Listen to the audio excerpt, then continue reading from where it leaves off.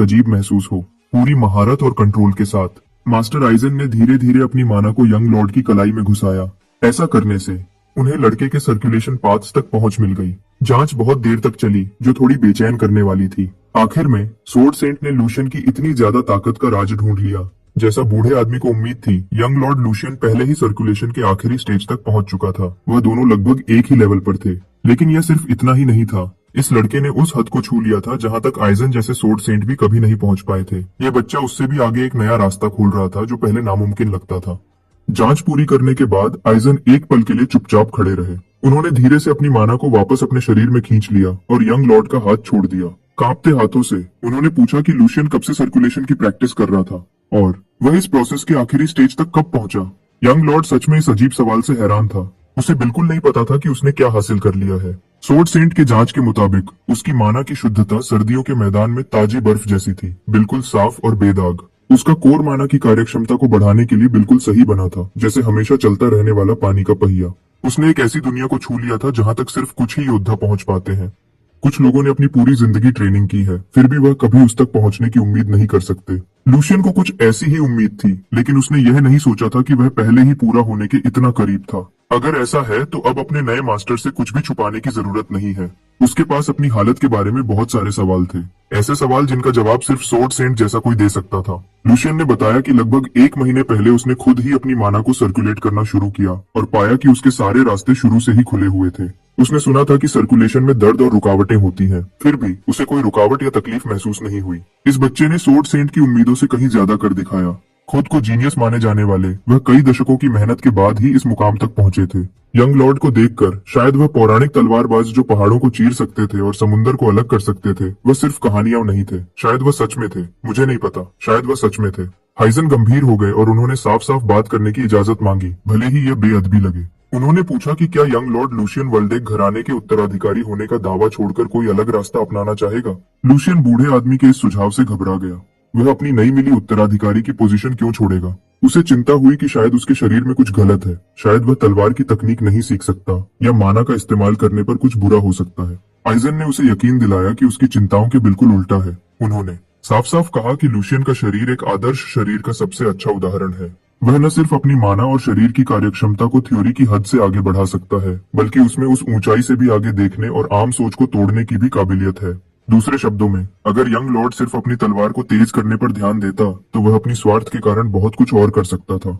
Sword Saint बनना उसकी पहुंच में बहुत कम समय में होगा। वह आदमी जो तलवारबाजी की ऊंचाइयों को चाहता था, उसके लिए सोर्ड सेंट बनने की बात सुनना एक सपना सच होने जैसा था। वह जानता था कि लूशियन का शरीर खास था, लेकिन यह उसके सबसे बड़े सपनों से भी कहीं आगे था। लायन हार्ट सोर्ड सीखने की किस्मत की वजह से उसने सोचा था कि उसे अपने नामुमकिन सपनों को सच करने का रास्ता मिल गया है।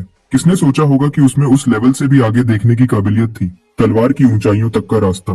यह देखते हुए कि आइजन उसे परिवार और सोर्ड सेंट बनने के बीच चुनने को कह रहे थे, न कि दोनों रास्तों पर एक साथ चलने को, तो यह काम सच में बहुत मुश्किल होगा। मास्टर आइजन ने पक्का किया कि वह सिर्फ एक रास्ते पर ध्यान दे सकता है। साफ साफ कहूँ तो इस बूढ़े आदमी के पास इस दुनिया में ज्यादा समय नहीं बचा है। सर्कुलेशन की ताकत की वजह से वह लगभग 100 साल का होने के बावजूद भी अपनी बूढ़ी हड्डियों को हिला सकता है। लेकिन समय सबके लिए आता है। वह अब अपने शरीर के धीरे धीरे बूढ़े होने से इनकार नहीं कर सकता। अगले सोर्ड सेंट को सब कुछ देने के लिए जब तक वह सांस ले रहा है, सिर्फ तलवार पर ध्यान देना भी मुश्किल से काफी होगा। लूशियन की याददाश्त सही थी। सोर्ड सेंट 8 साल में गुजरने वाले थे। यह सच है कि उनके पास ज्यादा समय नहीं है। अपने दिल में लूशियन मास्टर आइजन का ऑफर मानकर सिर्फ तलवार पर ध्यान देना चाहता था। लेकिन आने वाला एज ऑफ केओस एक ऐसी दुनिया लाएगा जहां सिर्फ लड़ाई की ताकत से काम नहीं चलेगा। जो लोग उस बड़े हंगामे से बच पाएंगे जो पूरे कॉन्टिनेंट में फैल जाएगा, उनके पास सही अधिकार और शराफ्त होनी चाहिए। भले ही जिस पल का उसे इंतजार था उसने दरवाजा खोल दिया था, उसे बड़ी तस्वीर के बारे में सोचना होगा। उसने सर इजान से माफी मांगी। उसने आखिर में अंत तक वाल्डेक रहने का फैसला किया। सोर्ड सेंट ने उसे उसकी मौजूदा हैसियत से कहीं ज्यादा बड़ा ऑफर दिया था, एक जिम्मेदारी जिसे वह नहीं मान सकता था। शुक्र है बूढ़े आदमी उसकी हिचकिचाहट समझ गए। वह ही थे जिन्होंने बच्चे को ऐसी मुश्किल हालत में डाला था। उन्होंने अफसोस किया कि उन्होंने अपनी जवानी बर्बाद कर दी और अब मौत के करीब आकर लालची हो रहे हैं। किसी तरह से वह लूशियन के जरिए अपनी एक लंबी विरासत छोड़ना चाहते थे जब वह चले जाएंगे। बूढ़े आदमी को अपनी लंबी जिंदगी और विरासत पर सोचते हुए देखकर लूशियन के दिमाग में एक ख्याल आया। उसने सोर्ड सेंट से पूछा कि अगर उन्हें मार दिया जाए तो वह क्या करेंगे। अगर कोई और असली टैलेंट वाला इंसान सामने आए, उसके अलावा कोई और। वाल्डेका स्टेट से दूर जंगल के बीच में एक तेज दौड़ते घोड़े की आवाज सुनाई दी।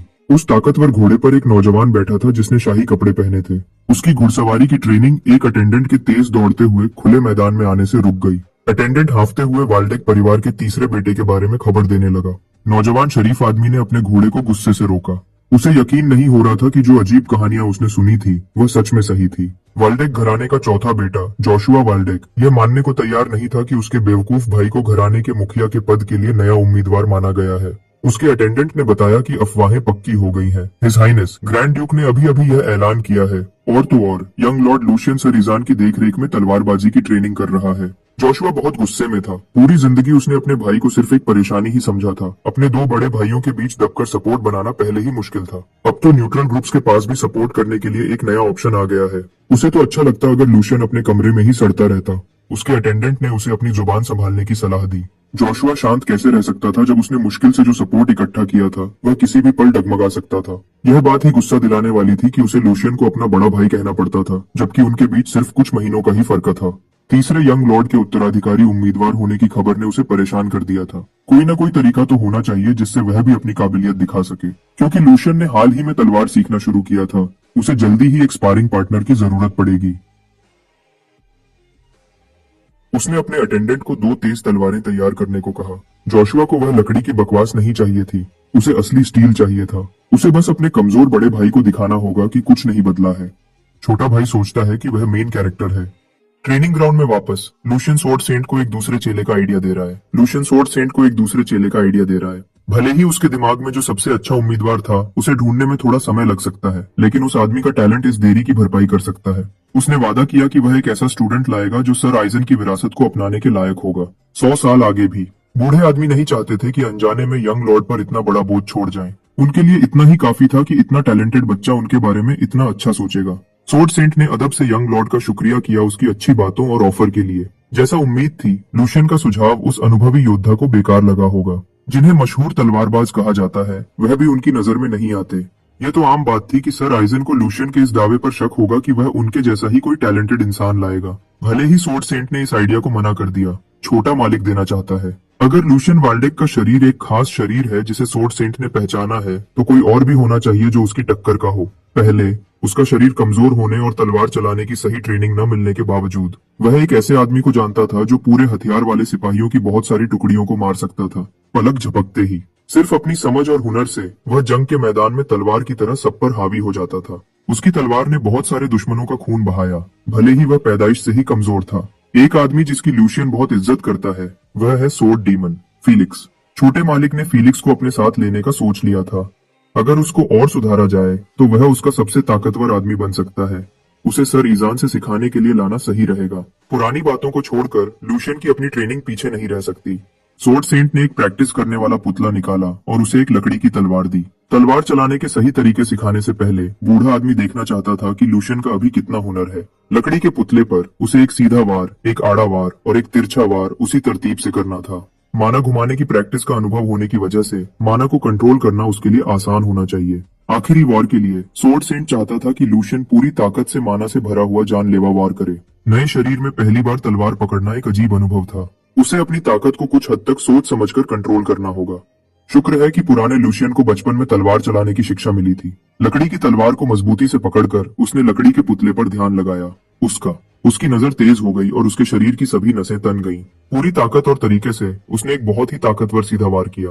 तुरंत उसके बाद उसने परफेक्ट वार के साथ एक आसान आड़ा वार किया। तीनों तरह के वार पूरे करने के लिए तबाह करने वाले तिरछे वार ने बुनियादी बातों को खत्म किया। आखिर में वह वार करने की तैयारी करने लगा जो स्वॉर्ड सेंट असल में देखना चाहता था। लूशियन ने अपनी साफ माना को तलवार में भर दिया, जिससे उसकी लकड़ी स्टील की तरह सख्त और तेज हो गई। उसकी आंख वार की दिशा को जानलेवा सही तरीके से नाप लिया। उसने लकड़ी के पुतले को ऐसे देखा जैसे वो उसका कर्जदार हो। लकड़ी की तलवार को नीचे से ऊपर की तरफ घुमाते हुए उसने दूर से ही पुतले का सर काट दिया। जानलेवा वार से अरीना में सन्नाटा छा गया। जैसे ही कटा हुआ लकड़ी के पुतले का सर जमीन पर गिरा, 4 वारों में उसने स्वॉर्ड सेंट को दिखा दिया कि उसके अंदर बहुत हिम्मत है। यह सब दिखाने में उसकी पूरी ध्यान और ताकत लग गई। अपने नए शरीर को हद तक इस्तेमाल करने की यह पहली बार थी, इसलिए वह अपने काम से खुश नहीं था, लेकिन एक नए सीखने वाले के लिए इतना बुरा नहीं था। लूशियन ने सोचा कि क्या सर ईजान अब और भी ज्यादा सख्त हो जाएंगे। हैरानी की बात यह थी कि बूढ़े आदमी ने कोई भाव नहीं दिखाया। हल्के से हंसते हुए उसने माना कि छोटे मालिक ने उसे एक बार फिर हैरान कर दिया। उसकी परफॉर्मेंस को शब्दों में बताने के लिए उसने उसे बिल्कुल बेकार बताया। छोटे मालिक ने सोचा कि उसे तारीफों से नहला दिया जाएगा, लेकिन उसे सिर्फ एक सीधा अपमान मिला। सर आइजन को वजह नहीं पता, लेकिन लूशियन तलवार चलाते वक्त बुरी आदतों से भरा हुआ है। ऐसा लगता था जैसे उसने बुनियादी नियम, तलवारबाजी की सबसे बुनियादी बातें कभी सीखी ही नहीं। सीधे शब्दों में वह एक किराए के सिपाही की तरह तलवार चलाता है जो सिर्फ अपनी जान बचाने के लिए लड़ता है। वह सिर्फ ताकत और रफ्तार पर ध्यान देता है।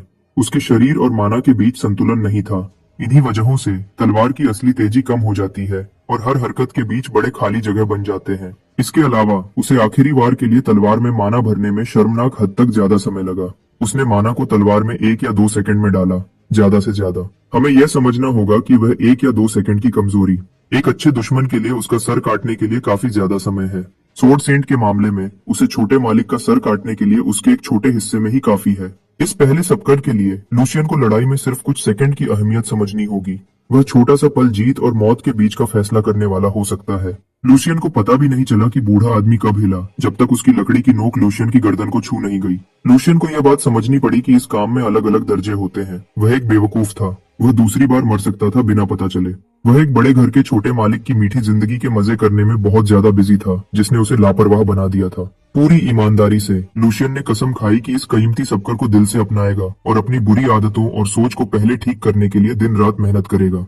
सर ईजान ने समझदारी से सोचा कि एक अच्छा शरीर भी कभी सब कुछ नहीं कर सकता। सिर्फ ताकत के बल पर एक अनुभवी माना इस्तेमाल करने वाले को नहीं हरा सकते। शरीर और माना के बीच तालमेल न होने से ताकत बर्बाद होती है। यह कमजोरियां पैदा करता है और मुश्किल को बुलाता है। तलवार की असली ताकत निकालने के लिए अंदर और बाहर की ताकतों को एक साथ मिलकर चलना चाहिए। असली ताकत उसी तालमेल से पैदा होती है। दिखाने के लिए बूढ़े आदमी ने लकड़ी के पुतले पर एक आसान बिजली की तरह तेज वार किया।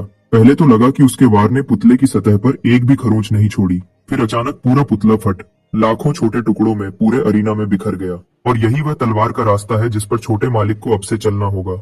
उनकी पहली ट्रेनिंग के बाद कई दिन बीत गए हैं। गुरु और चेला पुतले की प्रैक्टिस से असली लड़ाई पर आ गए हैं। जब लूशियन हर वार पूरी ताकत से करता है, सर ईजान सिर्फ एक हाथ से रोकता है। एक हाथ से लड़ने के बावजूद बूढ़ा आदमी उसे सिखाने और करने का तरीका सिखाता रहता है। वह छोटे मालिक को बार बार याद दिलाता है कि माना का बहाव रुकना नहीं चाहिए। शारीरिक ट्रेनिंग से हरकतें तेज होती हैं। लक्ष्य यह है कि माना को सांस लेने की तरह अपने आप कंट्रोल करने का लेवल हासिल किया जाए। माना का इस्तेमाल करके शरीर को लगातार ताकतवर बनाते हुए उसे इतनी ताकत बचानी चाहिए जो किसी भी पल कहीं और इस्तेमाल की जा सके। अगर वह सही जगह पर सही समय पर पूरा ध्यान लगा सके तो लूशियन को कोई रोक नहीं पाएगा।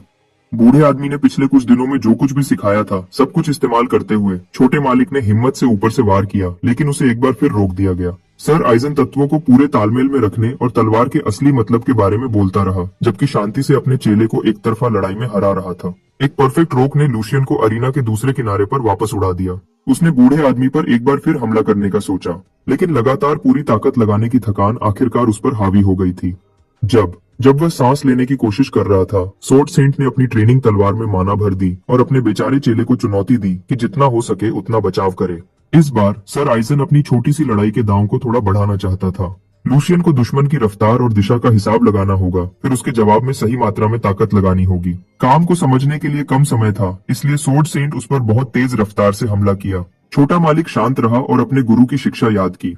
उसे प्रकृति के साथ एक होना चाहिए, जैसे बहता हुआ पानी। इससे वह शायद दुश्मन की कमजोरी को पकड़ सके। अगला काम है बर्बाद होने वाली ताकत को कम करके ज्यादा से ज्यादा ताकत लगाना। उसे रफ्तार से कभी घबराना नहीं चाहिए। उसकी आंखें आगे टिकी होनी चाहिए। जो सबका उसके शरीर और दिमाग में उतार दी गई थी, वह आखिरकार रंग लाई जब उसने रिकॉर्ड समय में अपनी लकड़ी की तलवार में माना भर दी। सर आइजन के तबाह करने वाले वार को सही एंगल और सही समय पर हराते हुए वह अपने सर पर निशाना लगाई गई तलवार को सफलता से रोक पाया। जब से उसने तलवार चलाने का सही तरीका सीखना शुरू किया था, पहली बार उसने बेबस महसूस नहीं किया। जीनियस की परफेक्ट मैना और सोर्ड सेंट की बिना मेहनत वाली ताकत टकराई। एल्डर आइजन ने टक्कर को रोके रखा जब वह छोटे मालिक का जायजा ले रहा था। काफी देखने के बाद उसने धीरे से अपनी लकड़ी की तलवार हटा ली, टक्कर के असर को कम करते हुए। उसने दिन खत्म करने का फैसला किया और ट्रेनिंग सेशन खत्म कर दिया।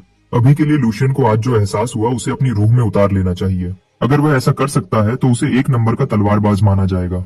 छोटा मालिक अजीब तरीके से हंसा। इस बूढ़े आदमी की हिदायतें कहना आसान है, करना मुश्किल।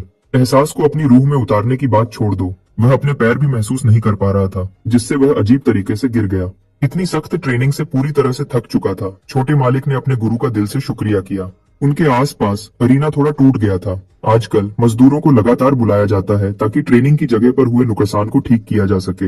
हर बार जब मजदूर आते हैं तो जगह और भी खराब दिखती है। वो सोच भी नहीं सकते थे कि छोटा मालिक किस तरह की ट्रेनिंग कर रहा है जिससे इतनी तबाही हो रही है। सोर्ड सेंट के साथ अभी अभी लड़ाई खत्म करके लूशियन को 1 मिनट के लिए बैठना पड़ा ताकि वह इतनी मुश्किल रफ्तार से ठीक हो सके। उसे बस शुक्र था कि वह आज के सेशन में बच गया।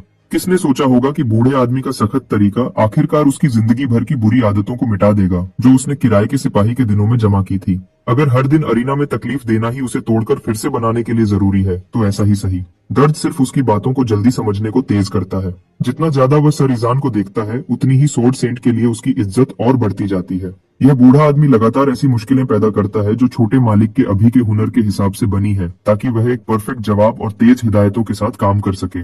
लूशियन अच्छे से जानता है कि सर आइजन जो करता है वह कहना बहुत आसान है, करना मुश्किल। वह अपने चेले के शरीर को लगातार और सही तरीके से समझता है। सिर्फ शरीर को उसकी शिक्षा से ढलने देना हर दिन असली तरक्की ला सकता है।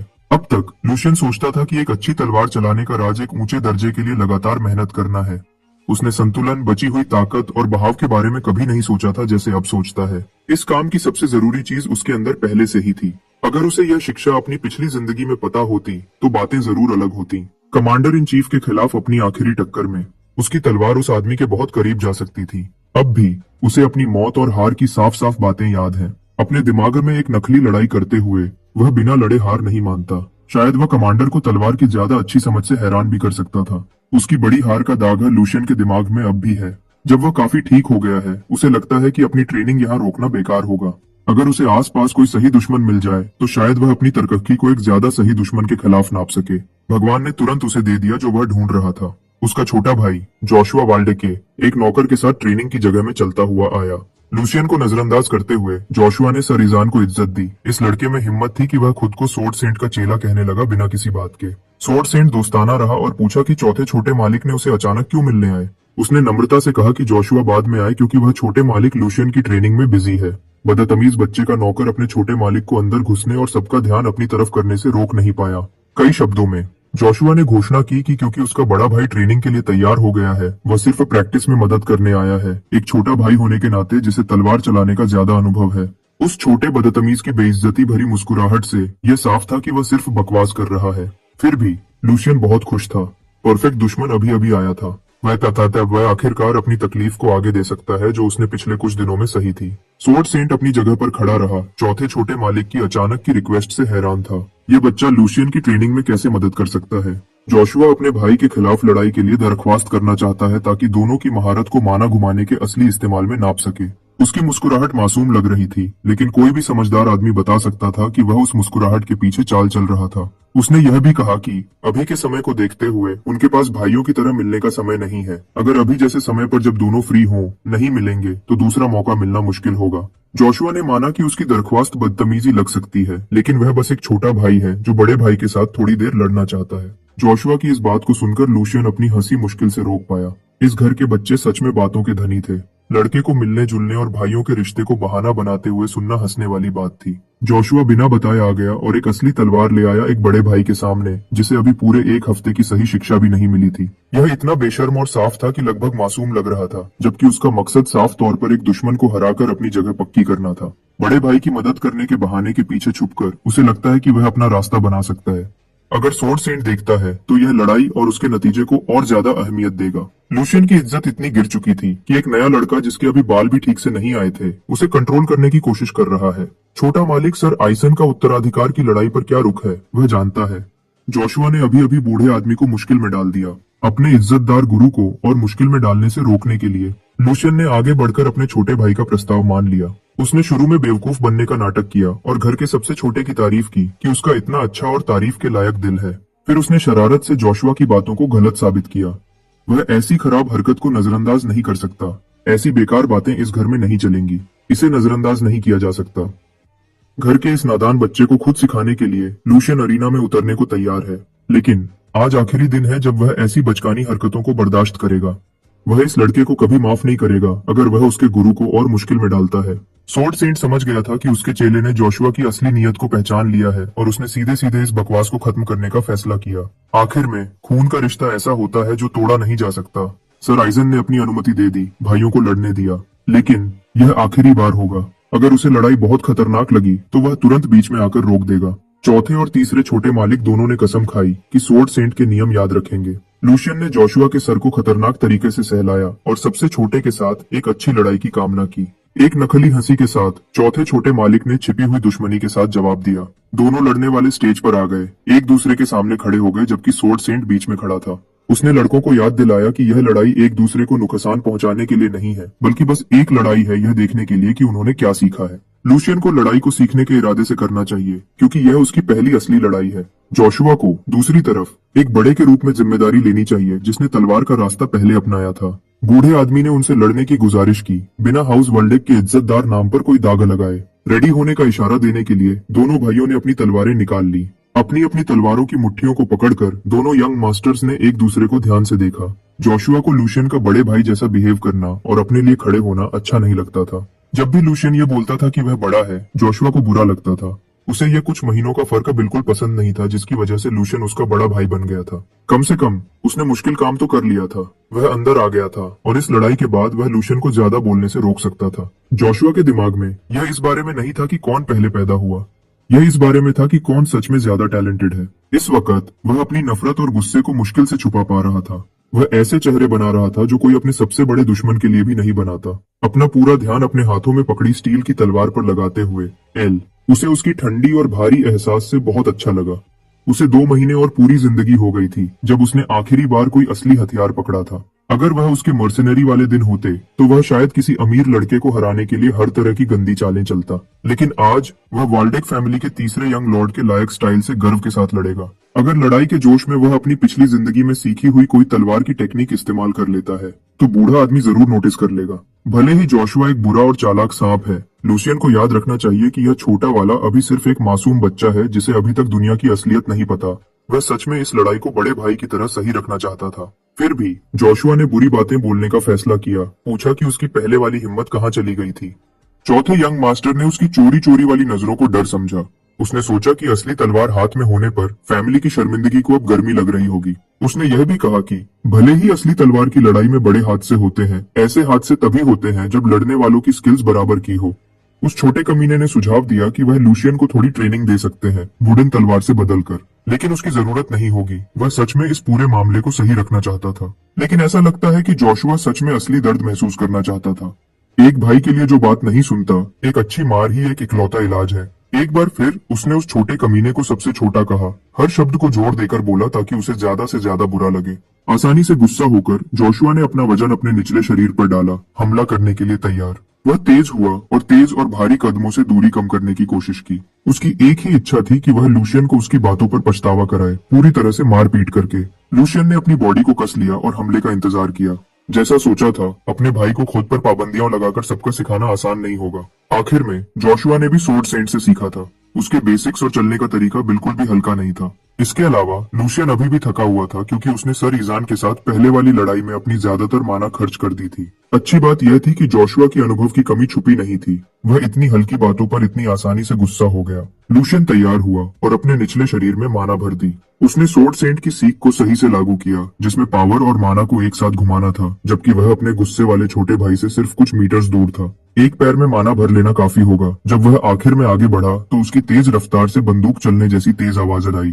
जोशुआ को स्पीड की लड़ाई में सीधे हराकर लूशियन उस पल भर के मौके को अपना बना लेगा। सर आइजन की आंखें चिंता से बड़ी हो गईं। जोशुआ के सेवकों के जबड़े जमीन पर गिरने वाले थे। अपने छोटे भाई के ऊपर झुकते हुए लूशियन ने जोशुआ को दांत पीसने और जितना हो सके उतना रोकने के लिए कहा। ऐसा न करने पर उसकी जुबान जा सकती थी। लूशियन की तलवार ने पूरा घुमाव लिया, जिसे रोका नहीं जा सकता था, और वह अपने छोटे भाई को बुरी बातें भी बोल रहा था।